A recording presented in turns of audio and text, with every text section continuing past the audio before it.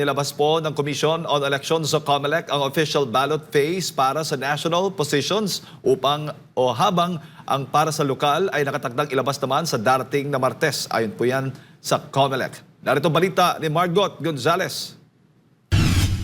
Sa unang pagkakataon, ipinasilip ng COMELEC ang server at configuration room ng Election Management System o EMS sa kanilang warehouse sa Binyan, Laguna. Ayon kay COMELEC spokesperson Atty. Rex Laudianco, walang internet connection sa loob ng server room para iwas hacking. Noong mga nakarang linggo, nagsagawa ng mga serye ng live test ang komisyon para sa trusted build ng EMS para matiyak daw ang integridad ng mangyayaring halalan sa Mayo 12. Sinundan ito ng paggawa at pagpapalabas ng template ng ballot face o mukha ng balota na gagamitin sa lalan. Unang inilabas ang final ballot face ng mga aspirante o tumatakbo sa national positions.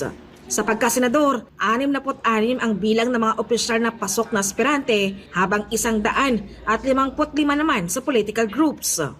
So matatanong nyo, bakit sa overseas, bakit meron pa ring balota? Meron po kasing 17 posts kung natatandaan nyo na hindi pinayagan ng Pilipinas na mag-conduct ng internet voting. At doon po sa kanila gagamit po tayo ng ACM at balota. Okay. Pagkatapos po niyan, mula sa malayo papalapit, BARM na balota.